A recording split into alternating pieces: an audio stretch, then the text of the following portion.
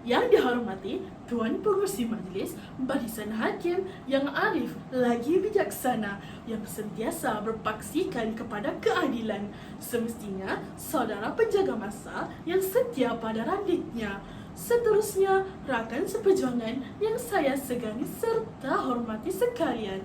Selamat pagi, salam sejahtera dan salam satu Malaysia. Berdirinya saya di sini bukanlah untuk membuang masa hadirin, bahkan pula untuk berbicara kosong. Akan tetapi menyampaikan pidato saya yang bertajuk Rukun Negara Membentuk Rakyat Berkualiti. Hadirin yang saya hormati, Malaysia merupakan sebuah negara yang masyarakatnya terdiri daripada rakyat berbilang kaum yang mempunyai nilai hidup sosial, kebudayaan dan kepercayaan yang berbeza. Ini menyebabkan perpaduan agak sukar dicapai kerana setiap orang mempunyai kepercayaan dan pandangan hidup yang berbeza. Oleh itu, kita memerlukan sesuatu yang dapat mengeratkan perhubungan sesama rakyat dan membolehkan kita hidup bersama dengan aman dan harmoni di bawah bumbung yang sama, tidak kira daripada kaum atau status agama yang berbeza. Sehubungan dengan itu, Rukun Negara telah diisytiharkan oleh Duli Yang Maha Mulia Seri Paduka Baginda Yang di-Pertuan Agong Tuanku Ismail Nasiruddin Shah pada 31 Ogos 1970. Antara tujuan Rukun Negara adalah untuk dijadikan prinsip hidup semua rakyat negara ini dan menjamin perpaduan kaum dan keamanan negara. Rukun Negara seharusnya dijadikan panduan oleh setiap rakyat yang mengaku dirinya sebagai warga negara Malaysia. Sekiranya perpaduan ini sentiasa dipanduhi, pastinya ia akan membentuk rakyat berkualiti. Rakyat yang berkualiti bersinonim dengan warga negara yang bermutu tinggi dan tinggi nilainya. 5 prinsip Rukun Negara. Hadirin sekalian, itulah lagu yang sering kali dimainkan di corong-corong radio dan televisyen. Ianya bukanlah sekadar untuk hiburan semata-mata, tetapi ada mesej yang ingin disampaikan. Mari kita tinjau apakah mesej yang ingin disampaikan. Prinsip yang pertama, iaitu kepercayaan kepada Tuhan.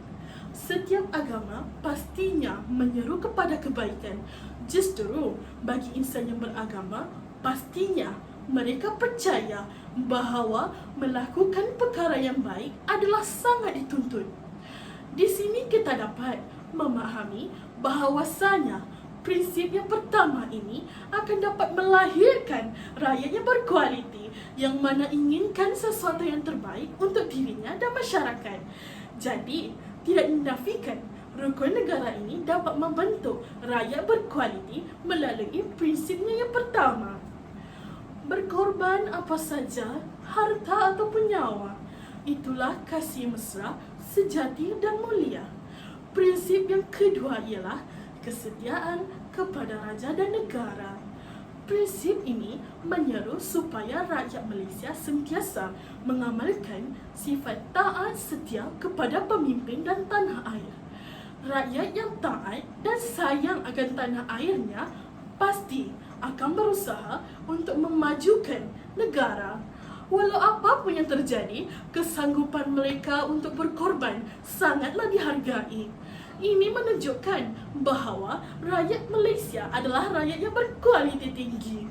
Prinsip kesetiaan inilah yang akan memacu rakyat Malaysia untuk berubah, memajukan negara Malaysia.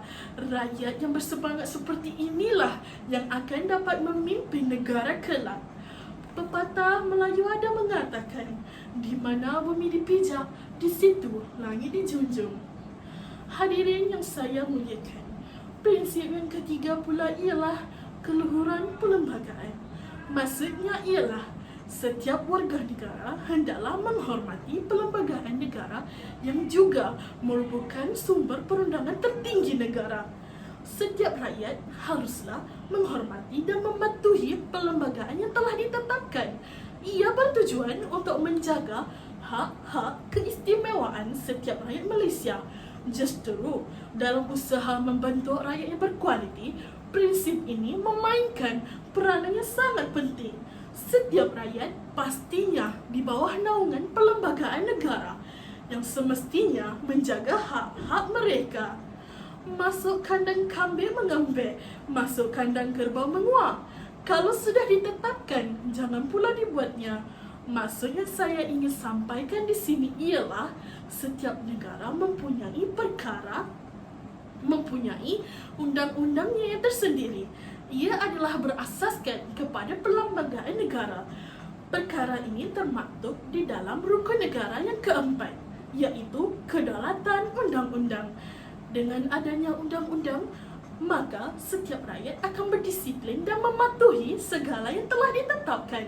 Warga negara yang berdisiplin akan membentuk rakyat yang berkualiti tinggi.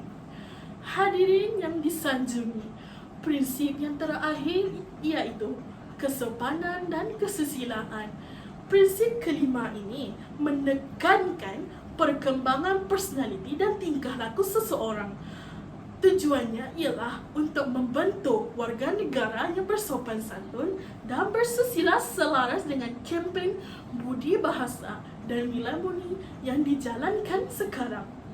Sifat individu yang bersopan santun dan bersusila adalah paling bermakna dan amat penting dalam konteks perhubungan antara satu sama lain dalam masyarakat pelbagai kaum di negara ini. Sikap bersopan santun dan bersusila patut diamalkan bagi membentuk seseorang individu dan masyarakat yang berdisiplin serta bermoral tinggi yang akan membantu mewujudkan sebuah masyarakat yang berkualiti. Masyarakat yang majmuk namun hidup bersatu padu. Inilah yang menunjukkan bahawa rakyat Malaysia sememangnya rakyat yang berkualiti tinggi. Bulat kata pembentong, bulat kerana muafakat. Yang berat sama dipikul, yang ringan sama dijinjing. Itulah amalan rakyat Malaysia yang sentiasa berpandukan kepada ideologi negara yang telah membentuk rakyat yang berkualiti. Dengan adanya kerjasama yang erat dan perpaduan yang kukuh berakar umbikan rukun negara, maka tidak hairanlah negara Malaysia mampu membentuk rakyat yang berkualiti tinggi dan disegani di dunia. Justru, marilah kita bersama-sama menghayati rukun negara dan sekaligus menjadi insan yang berkualiti. Ingatlah, pepatah Melayu ada mengatakan, ibarat telur sesangkak, pecah sebiji, pecah semua.